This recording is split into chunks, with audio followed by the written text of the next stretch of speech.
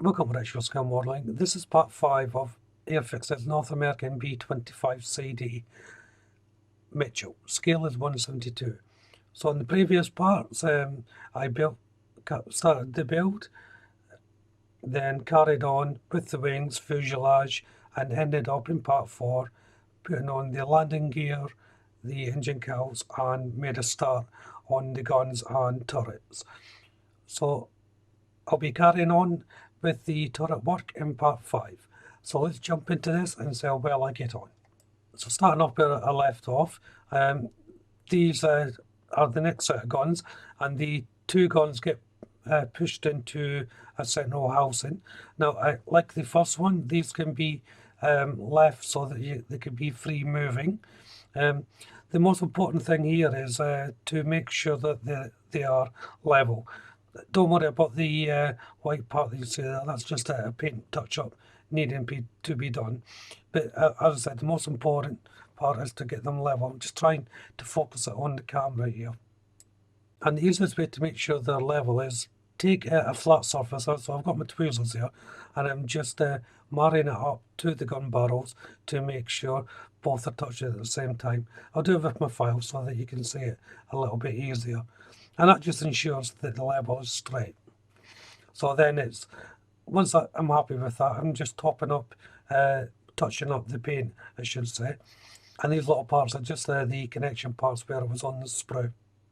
I'm using micro crystal clear for the connection of the guns to the turret. As I've said many times before, this stuff will not leave any fumes, so it's a good idea to use it, especially when you're doing things like turrets. Now, you can use normal cement, but you have to leave it a good 1 or 2 minutes until the fumes dissipate before attaching the actual part, or your canopy or turret will fog up. So if you do have something like crystal clear, a white glue would do as well. It's better just to use that in these particular circumstances. So the guns just get pushed into the slot, and there's 2 location points where the housing sits on and bridges over to form the bond. But as I said, you don't really have to have the crystal clear. It just makes life a little bit easier. You'll see me putting on canopies with normal cement, but I always leave time for the fumes to go away. The fitting to the housing to the canopy of the gun turret is quite tight, so check for fitting. As with everything, you may have to push it down quite firmly though for it to make contact. So now it's time to go into the painting, and as you can see, the wings were already painted. I showed you that in the previous build, so now I'm going to be starting the main paint process. So first of all, I'm painting the engine cowls to match up with the underside, and I'm using Umbro's 128 US Compass Grey, and the whole cowl also will be painted in this colour, as well as the flaps. Now I believe I've lost the cover for this, so I'm using a bit of sprue glue. That's just melted down sprue with a little bit of cement mixture. I've got a video of how I do this there somewhere on my channel if you want to check it out. But it's just simply filling it in with the sprue glue. And the good thing about the sprue glue is it is plastic. It will react the same way as your build will, so it will file down the same, level up quite nicely with a little bit of coaxing, and it will dry quite hard. So it's a good alternative to a normal filler. I'm now using River Aquacolor 08 Matte Black for the outside part of the cockpit. And then for the main colour, it's Umbro 237 Desert Tan with a touch of 34 White Matte by Umbro as well. As I said in previous videos, I've added the white just to tone down the tan colour. It was a bit too dark, so I just wanted that softer colour. The ratios, it's probably around about 1 to 2% white, and it's just a touch of the white. But this will take 1 to 2 coats to get a nice even coverage, but as always, just putting on very thin layers as I go. So I'm placing the gone inside the turret. This is the first gun I made up, and it just slots in pretty much the same way as the one I've already shown you. I now add in the hatches for the underside. I was debating whether to have these opened or closed, but I decided to have them open since I've got the bomb bay doors open as well as the gear down. So it was nice to show that detail. To add the underside turret, the column goes into the house and at the bottom here. Now this is like a split pin, so it pushes in. So make sure you get it right, because once it's in, you won't be able to get it out. But it does allow it to turn freely. And it's the same with the main turret on top.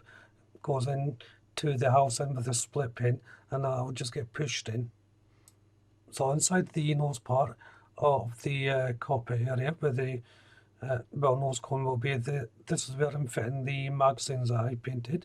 It goes onto the sidewall, but it jocks off above the lip of the fuselage. So you're creating a little lip. Make sure it doesn't stick up too much though, or you will not get the main canopy on.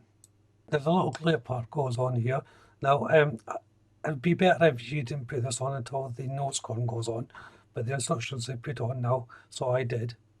Onto the props. In the background is 24 Trainer Yellow by Umbro, and the main prop colour is Rebel Aquacolor 07 Black Gloss. As you can see, I'm not using any masking tape for this, I'm just doing it by eye.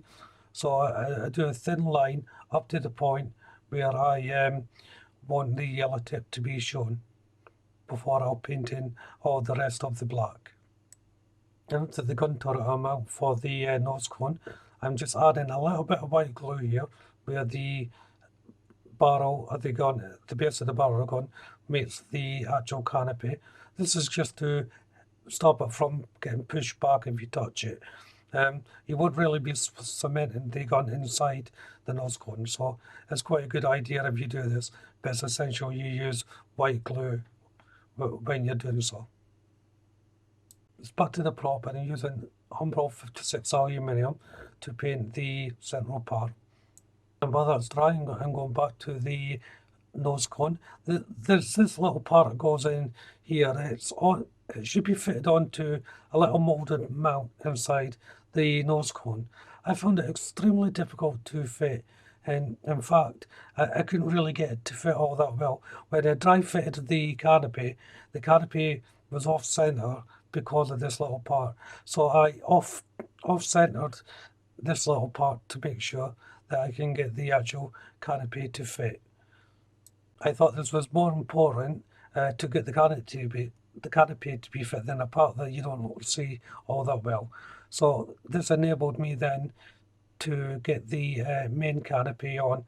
So after dry fitting, I placed a little bit of white glue on one end and then normal cement on the other, left it for about a minute or two before placing it on. The reason why one side was white glue is because I was going to be touching the clear part of the canopy, of the previous canopy I've already placed in. And then for the nose cone, so again, as you can see, I'm using the white glue to attach this, and then that just gets pushed on to the actual nose cone itself.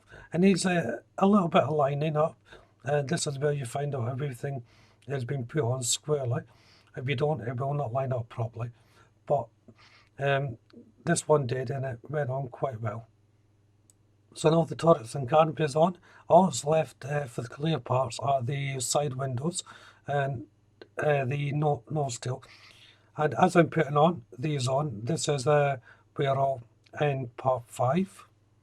The white glue takes a lot longer to dry than normal, so this is a good place to end. Actually, I mean, I left this overnight to completely dry before I moved on to the next stage.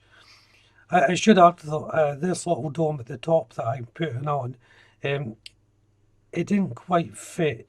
I don't understand why it was a square opening to a dome at the top. It doesn't look right to me, but I wasn't sure whether I should round that opening up or just place it on top. So in the end, I just placed it on top. As I said, it doesn't quite match up or fit, but I suppose that's the nature of these things. It probably is meant to be like that. It just doesn't look right to me. So if you haven't done so already, why don't you check out the channel for my other builds? If you subscribe to the channel, and please do so, make sure you hit the notification bell. That way you'll be kept up to date not only with this build, but all my other builds as well, of course. Hit that like button. Don't be afraid to leave a comment. And of course, you can share the video. But for now, thank you all very much for watching. Bye bye.